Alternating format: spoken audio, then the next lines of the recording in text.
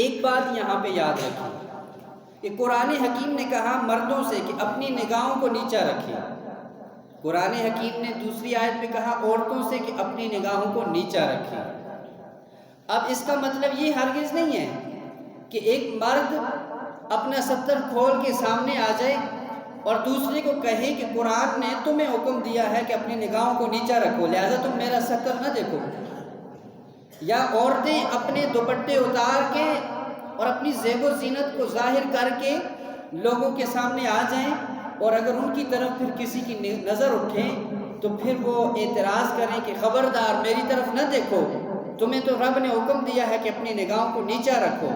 ایسے نہیں ہو سکتا۔ قرآن حکیم نے یہ نہیں کہا کہ خود بے حیائی کرو اور دوسروں کو کہو کہ نظریں نیچی کرو، نہیں، خود بھی حیا کرو، خود بھی پردہ کرو، اور پھر دوسروں کو بھی حکم دیا کہ تم بھی نگاہیں نیچی رکھو۔ عورت بھی پردے میں ہو اور مرد بھی اس کی طرف نہ جھانکے، مرد بھی اپنے ستر کو ڈھانپ کے رکھے اور عورت بھی اس کی طرف رغبت نہ کرے۔ تو یہ ہے صحیح راستہ قرآن حکیم جو ہمیں دکھاتا ہے۔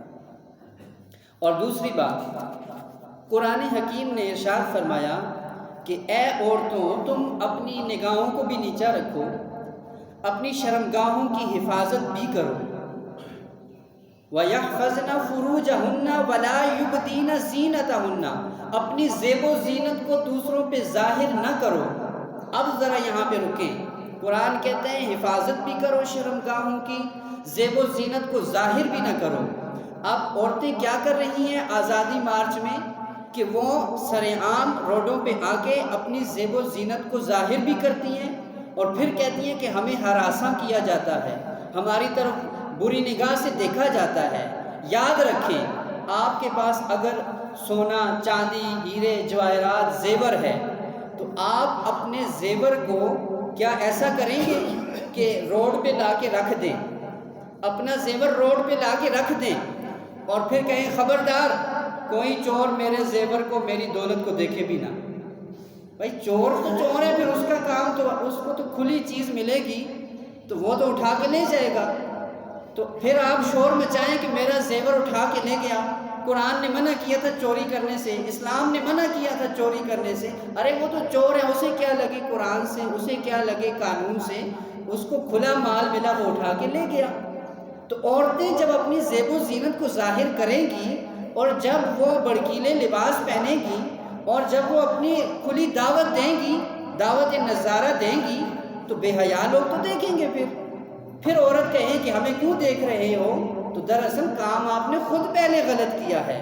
آپ خود اپنے مال کو، اپنے زیب و زینت کو، یعنی اپنی دولت کو سنبھال کے رکھو، اس کی حفاظت خود کرو، اور پھر دیکھنا کہ کوئی چور اس کے اوپر ہاتھ نہیں ڈال سکے۔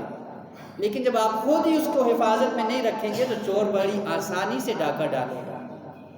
تو پھر آپ نہ اسلام کو، نہ قانون کو، نہ عوام کو، کسی کو مجرم یا وہ قصوروار نہیں ٹھہرا سکتے، کیونکہ پہلا قصور آپ کا اپنا ہے کہ آپ نے خود ہی اپنا مال کھلا چھوڑ دیا۔ تو قرآن حکیم کہتے ہیں کہ اپنی زیب و زینت کی حفاظت کرو، اور جو اپنی اوڑھنیاں ہیں، اپنے دوپٹے ہیں، اپنی جو چادریں ہیں، پہلے حکم دیا نگاہوں کو نیچا رکھو، شرمگاہوں کی حفاظت کرو۔ پھر کہا کہ اپنے دوپٹے سروں پہ نہیں، جس طرح پہلے عورتیں پیچھے لٹکا لیتی تھیں کمر پہ، ایسے لٹکانے نہیں ہیں پیٹھ کے پیچھے، کندھے کے اوپر، بلکہ کہا اوپر لے لو سر سے اور سینے کو بھی ڈھانپ لو تاکہ تمہارا پورا زیب و زینت جو ہے وہ چھپ جائے، وہ ڈھانپ لی جائے، اس کے اندر تمہارا ستر ڈھانپ جائے، چھپ جائے۔ تو قرآن حکیم نے کہا کہ تم چادر اپنے اوپر اس طرح لو کہ تمہارا سر بھی ڈھانپا جا سکے، تمہارا سینہ بھی اس کے اندر چھپ سکے۔ تو جب یہ حکم نازل ہوا، قرآن حکیم کی یہ آیت نازل ہوئی، تو زمانے جاہلیت میں جو عورتیں صرف اپنے سر پہ اس طرح دوپٹہ لیتی تھیں کہ ان کا سینہ کھلا رہتا تھا، تو قسم بخدا جب یہ آیت کریمہ کے یہ الفاظ انہوں نے سنے تو ان عورتوں نے ایک لمحے کی بھی تاخیر نہیں کی، فوراً سے ایسے دوپٹے لے لیے جو ان کے سروں کو بھی ڈھانپتے تھے، ان کے سینوں کو بھی ڈھانپتے تھے۔ یہ تھا خوف خدا، یہ تھا تقوی، اور یہ تھی حیا ان کی، یہ تھا ان کا ایمان۔ کہ فوراً سے عمل کیا، کوئی حجت نہیں کی۔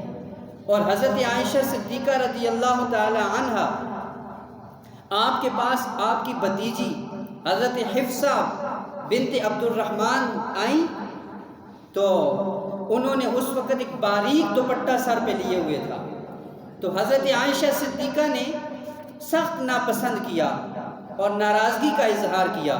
فرمایا اے بیٹی، ایسی اوڑھنی اپنے سر پہ لو، ایسی اوڑھنی سر پہ لینے کا حکم ہے کہ جس سے پردے کا مقصد پورا ہو جائے، جس سے پردے کا مقصد پورا ہو جائے۔ کوئی موٹا دوپٹہ اپنے اوپر لو جس سے تمہاری زیب و زینت ڈھانپی جا سکے۔